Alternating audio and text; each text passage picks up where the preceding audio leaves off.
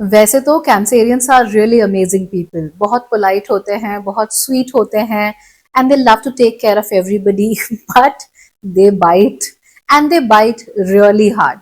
तो चलिए आज की वीडियो में हम ये जान लेते हैं कि ये जो उनकी बाइटिंग है, ये इनकी सबसे बड़ी प्रॉब्लम यानी सबसे बड़ी मुसीबत कैसे बन जाती है। So let's get started. नमस्ते, भाग्यश्री होलिस्टिक एस्ट्रोलॉजी में आप लोगों का एक बार फिर से स्वागत है।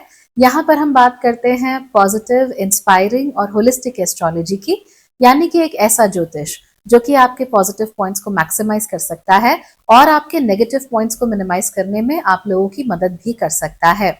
आज हम जान रहे हैं कि कैंसर यानी कि कर्क राशि की सबसे बड़ी गलती क्या होती है। तो जो कर्क राशि वाले लोग होते हैं, they are genuinely very nice, very sweet people. आप जब भी इनसे बात करोगे आपको बहुत अच्छा लगेगा। इनका जो चेहरा मोहरा भी होता है वो भी बहुत क्यूट होता है। इनके साथ घुलना मिलना बहुत अच्छा लगता है, इनके साथ बैठना बहुत अच्छा लगता है, बातें करना बहुत अच्छा लगता है, समय बिताना बहुत अच्छा लगता है। इनका जो पूरा मैनरिज्म है, पूरा एटिकेट है, it is always very polite. तो बहुत ही कम होगा कि कैंसर राशि वाले से आप मिलो, कर्क राशि वाले से आप मिलो और वो आपको अच्छे ना लगे। ये तो ऐसे लोग होते हैं कि अपना दुख दर्द भूल के दूसरों के लिए हमेशा काम करते रहते हैं कि भाई दूसरों के लिए कैसे कुछ हो जाए, तो अपने लिए कभी संग्रह नहीं करते किसी चीज का। सड़क पे अगर उन्हें कोई रोता हुआ छोटा सा कुत्ते का बच्चा भी मिल जाएगा तो उसको भी हेल्प कर देंगे। यहाँ तक कि उनके तो अगर घरों में कई बार if there somebody is an extreme cancerian, तो अगर मकड़े ने जाला लगाया होगा तो जाला तो हटा देंगे लेकिन मकड़े को नहीं मारेंगे। दे आर लाइक तू जी ले भाई, कोई टेंशन नहीं है, तो आराम से अपने लिए नया जाला बना ले। तो इस तरीके के ये लोग होते हैं। बट यहाँ पे प्रॉब्लम क्या होती है, जहां पे इमोशंस आते हैं ना, वहां पे फिर सभी तरह के इमोशंस एक साथ आते हैं। हमारे जीवन में कोई ऐसी जादू की छड़ी नहीं होती जिसको हम चला के कहें कि हमें सिर्फ पॉजिटिव इमोशंस ही आएंगे, नेगेटिव इमोशंस नहीं आएंगे।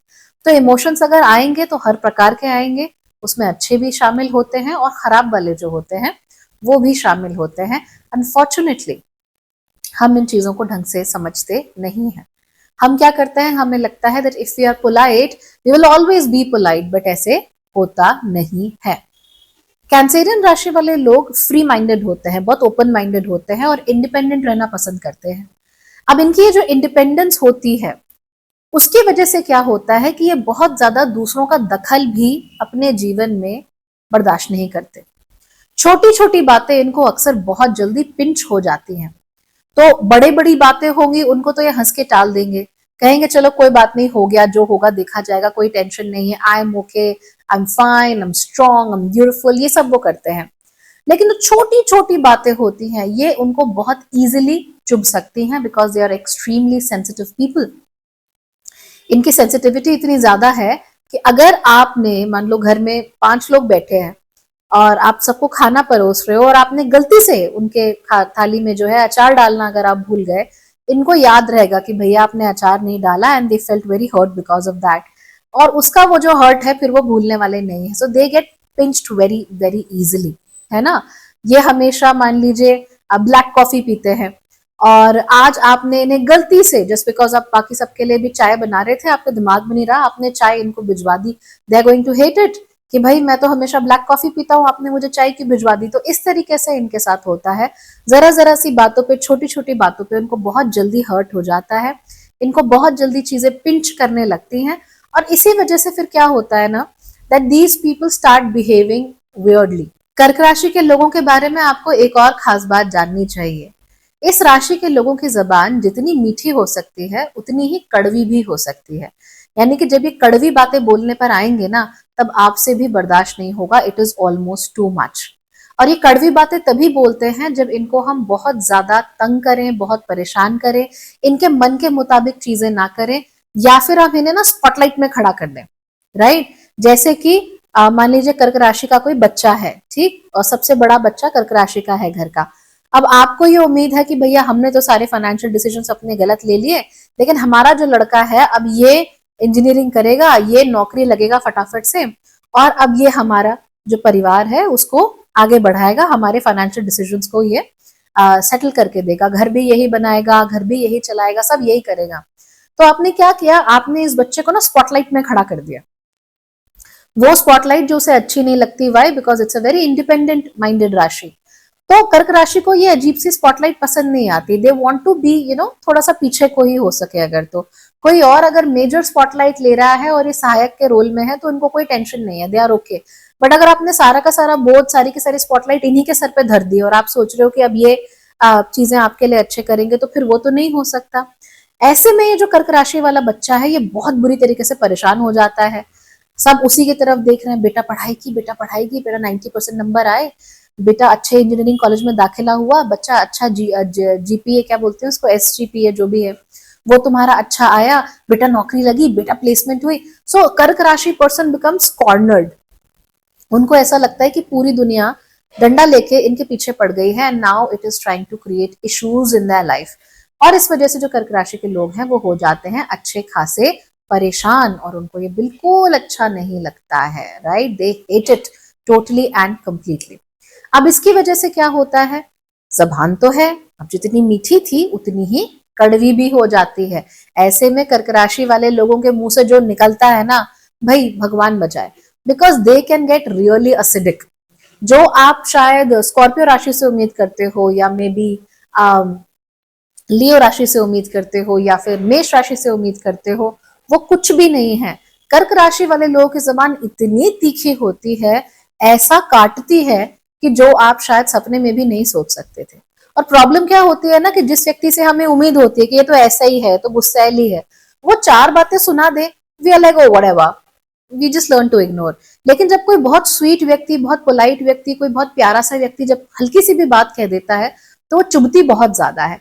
तो इसी वजह से क्या होता है, कर्क राशि वाले लोगों के अंदर रिजेंटमेंट बढ़ती चली जाती है। So they start out as very cute, very nice, very formal, very very likeable, लेकिन धीमे धीमे करके छोटी छोटी छोटी छोटी बातें इनको तंग करती जाती हैं।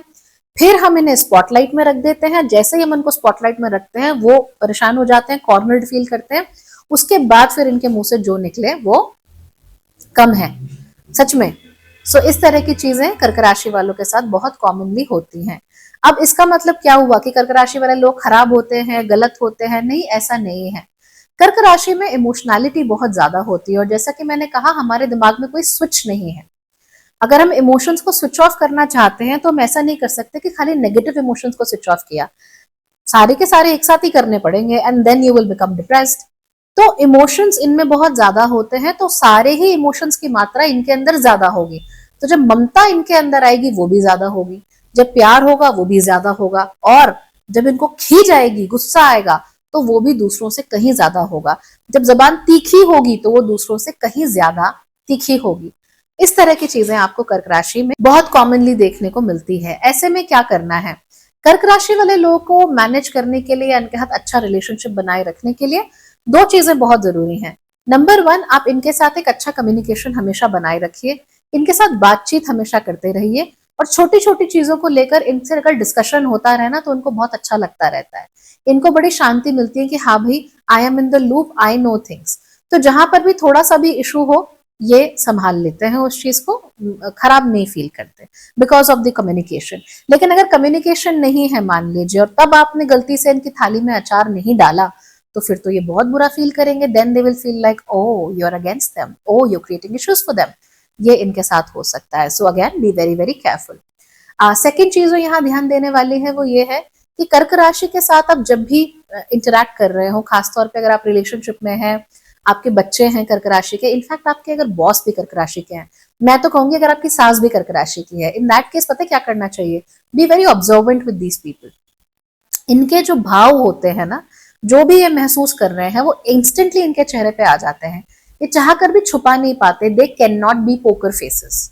ठीक है, जो भी इनको महसूस हो रहा होगा, अच्छा बुरा नया खराब कुछ भी है, वो इंस्टेंटली इनके चेहरे पर आ जाएगा। तो मान लो आपकी सास है अगर कर्क राशि की, यू नो कि उनको आज का जो खाना है वो नहीं अच्छा लग रहा है, तो यू आस्क हर कि मम्मी अच्छा लगा, या सासू माँ अच्छा लगा। अगर उनको अच्छा नहीं लगा और आपको महसूस हो रहा है कि भाई पूछ के कोई फायदा नहीं है, यहाँ से तो कड़वी बात ही निकलेगी, तो आप उनसे प्यार से पूछोगी कि सासू माँ आइसक्रीम खाएंगी क्या, मिर्ची ज्यादा हो गई ना आज के खाने में, चलो आइसक्रीम मंगाते हैं, आज आइसक्रीम खाते हैं, या गुलाब जामुन खाते हो, गुलाब जामुन तो सबके फेवरेट होते हैं। तो ऐसे करके क्या होगा, सिर्फ अपनी ऑब्जर्वेंस की वजह से, सिर्फ अपनी ऑब्जर्वेशन पावर की वजह से आप लोग इनकी भाव भंगिमाओं को बहुत आसानी से पढ़ लोगे, और जैसे आप इनकी भाव भंगिमाओं को पढ़ लोगे वैसे ही आप इंस्टेंटली रिएक्ट किया करो इनके साथ, and that way you will be happy. Remember, कर्क राशि वालों को खुश करना बहुत मुश्किल नहीं होता, very easy to make them happy. All you have to do is give them a little bit of attention. They love attention. तो उनको थोड़ी attention देते रहो और थोड़े थोड़े देर में उनको थोड़ा प्रेज करते रहो, थोड़ा उन्हें बोलते रहो कि तुम अच्छे हो या तुम अच्छे हो, उनको बहुत अच्छा लगता है। एंड देन उनका जैसे ही मूड ठीक होता है फिर 7 खून माफ है। अगर इनका मूड ठीक नहीं है तो इनका फेवरेट मकड़ा जो जाले बनाते रहता है ना, एक बार जाला हटा के देखो और फिर वो आपको बताएंगे कि इनकी जबान किस हद तक तीखी हो सकती है। So I hope that does not happen with you and you are able to safeguard yourself. All right? Okay then everybody, bye bye, take care.